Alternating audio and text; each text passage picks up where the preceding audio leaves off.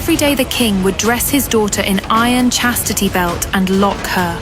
Then, every night he checks the belt for damage and examines his daughter's body to protect her purity, all to impress Alpha Daemon. Marry my daughter, Alpha Daemon. She is untouched and will give your family the finest heirs. But the moment Daemon stepped closer, She is not the one. Alpha Daemon, the most feared alpha in the realm, rejected 200 girls in 1 year. Please, Alpha, give us some way out to find your dream girl. We want our pack's queen. I can smell her.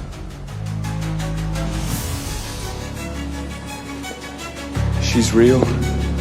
She's real. And I will find her! He was obsessed behind a scent that he knew from his regular dreams. He could never see her face, but the scent was irresistible. Find her before it is too late. Ask the magic mirror for answers. Save me before I fade. So Alpha Daemon went to the magic mirror to demand his fate. The day you find your mate, the magic mirror will crack. You will start a pack war, and she will survive everything. That night, Daemon began searching for his Luna, not knowing that within 24 hours, the magic mirror would crack. Not because of a Luna, but because of a slave. And that was me. Beaten, starved, and the weakest Omega of the Red Moon Pack. No one knew my secret that I was the daughter of the Moon Goddess. He killed my parents and adopted me as a for 18 years. Alpha Edward and his daughter, Marcy, tortured me every day and broke my wolf. So no Alpha would ever choose me as his Luna. But everything changed the day I was forced to accompany Marcy to the Magic Mirror Temple. The same mirror that reveals the destiny of the chosen ones. But little did she know the moment we entered the temple, everything was about to change. Greetings. I am Gideon, steward of the Moon Goddess. Welcome, Alpha Edward. We are enthralled to see what the Moon Goddess has in store for your daughter. Marcy didn't even make eye contact. I don't care about the Moon Goddess. Where is the mirror? Alpha Edward hid his embarrassment, stepping up to Gideon. Forgive my daughter. The moon ceremony is a few weeks away. She's excited, as you can see. All is well. Finding one's mate is a privilege. Step inside, please. Marcy flew in the doors, followed by Edward, then Talia, carrying the heavy crate of offerings. Talia looked up at Gideon, who stared at her longer than usual, his eyes searching. Why is he looking at me like that? Does he know something I don't? Talia thought as she scurried by. Inside, on the far wall, the mirror of Selene awaited atop marble steps, bathed in candlelight, incense swirling around the frame. Talia stepped forward, laying the offerings at its base, petals, moon water, and folded linens. Gideon bowed, turning to Marcy. When you are ready, miss. Marcy, now hush, this is my big moment. Marcy ran forward, chin high. Her reflection glittered with pride as she pressed her palm to the surface. She held her breath, waiting for the images, the sounds, whatever magic truth awaited her. Silence. She waited, and waited. The mirror remained dark, its silver surface dull and lifeless. What is this? She snapped. It's broken. Marcy ran back to the front of the temple, fuming. What gives? This mirror is trash. The goddess reveals destiny. She is never wrong, Gideon stated, not even blinking. Marcy's eyes flashed. My father funds your rituals. If this mirror will not honor me, I'll have it torn from these walls. Edward's voice lowered. Enough. I'm sure there's... But Marcy kept shouting, her fury echoing off marble until guards shifted uneasily. In the chaos, no one noticed Talia approaching the mirror. She was, after all, best at being unseen. Talia wanted to arrange the offerings, yet something drew her toward the mirror. The air shimmered around it, alive, electric. Her curiosity piqued. As Gideon and Edward soothed Marcy's tantrum, Talia moved closer to the mirror, quiet as a shadow. She looked into its depths and saw only what she'd always seen. Someone small, someone forgettable. I'm wolfless. I'm weak. It was foolish to hope, yet the words escaped her anyway. Is there a future for me? Her hand trembled as she touched the edge of the frame. She stared into her reflection, her heavy eyelids. and as she turned to leave, something caught her eye. Movement. Something was taking shape. The glass darkened, black as midnight. After a second, a shape began to emerge. The mirror rippled like water, and suddenly, a silver wolf appeared, radiant and calm. Talia froze, unsure of what she was seeing, and then it shifted again. From the dark void behind the silver wolf, another wolf appeared. Dark, powerful. It stood behind the silver wolf. The image pulsed, almost like a heartbeat. Talia gasped, stumbling back. Her wolf had gone silent years ago. What did this silver wolf mean? When she blinked, the image was gone. The mirror was empty, except a thin crack spidered across the surface. From behind her came a hiss. Marcy. You touched it? Talia froze. I didn't mean... You dare steal my vision? Marcy's hand struck faster than thought, a sharp slap echoing through the chamber. Father! Edward turned, saw the hairline fracture crawling across the mirror, and his face drained of color.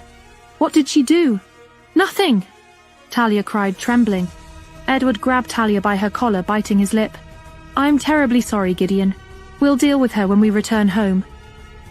Gideon didn't answer. His gaze lingered on Talia, steady, almost reverent. It wasn't anger in his eyes. It was recognition. What is he thinking? Why isn't he upset? Talia bowed her head, clutching her cheek as Marcy's satisfied smile reeked of gleeful smugness. The ride back to Red Moon was silent.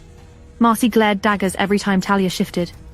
Touch that mirror again, she whispered once, low enough that only Talia could hear, and I'll carve that same crack across your face.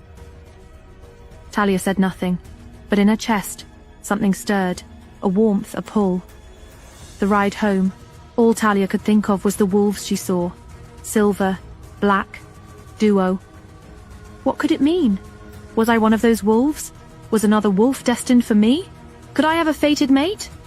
No, she thought. That was impossible.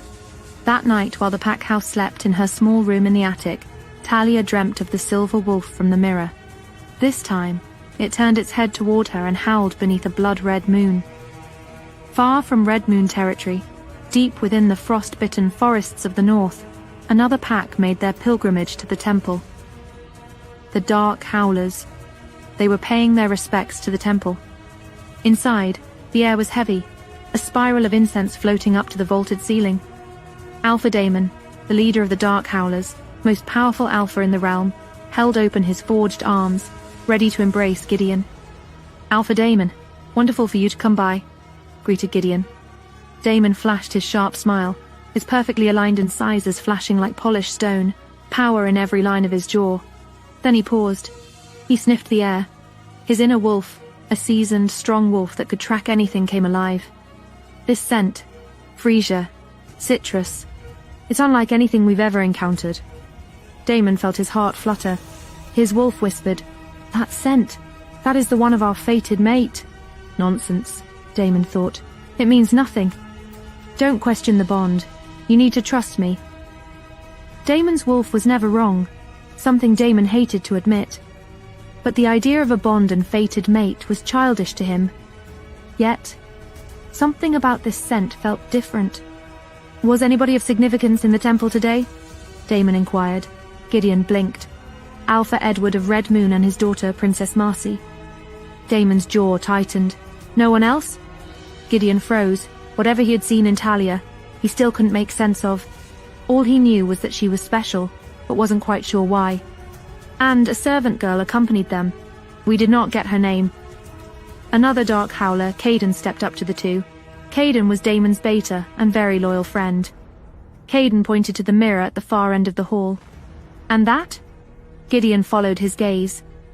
The mirror, once smooth, was now cracked down its center, silver veins glimmering faintly in the torchlight. It fractured after they left, Gideon whispered. Why? It's a mystery, even to me. Daemon didn't give second thought to magic, but something about all of this stirred him, and his wolf couldn't calm down. What could have caused this mirror to break? Was it something to do with the image it reflected? Is it related to the scent? Daemon stepped closer to inspect the mirror, his reflection split between the fragments. What did it show? He asked. Gideon shrugged. No one knows. Damon touched the frame. A pulse answered from his chest. His wolf howled. She was here. Our mate. Damon stiffened. No, that's not possible. It's her. He inhaled. That scent again. Frisia. It had burned itself into him. He summoned Caden at once. Inform the Red Moon Pack. Damon ordered coldly. I will attend the moon ceremony. We will remain there.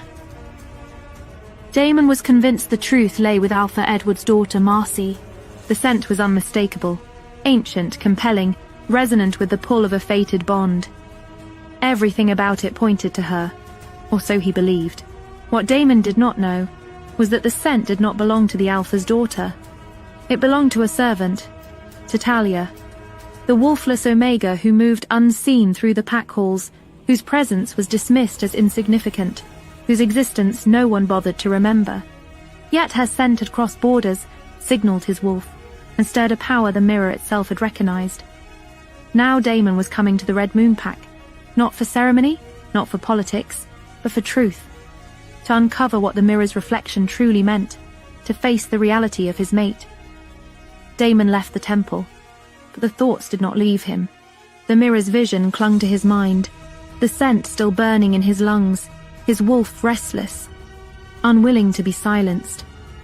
And somewhere far away, beyond borders and bloodlines, Talia stirred in her sleep. Her brow furrowed, her breath faltered, as if a call had crossed the distance and found her heart. Back inside the temple, Gideon approached the cracked mirror, fingertips trembling. The prophecy warned of this, he murmured. When the mirror breaks, fate itself begins to bleed. Her chosen will awaken.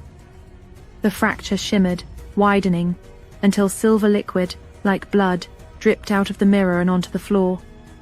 Just before midnight, Talia awakened to the sound of her door slamming open.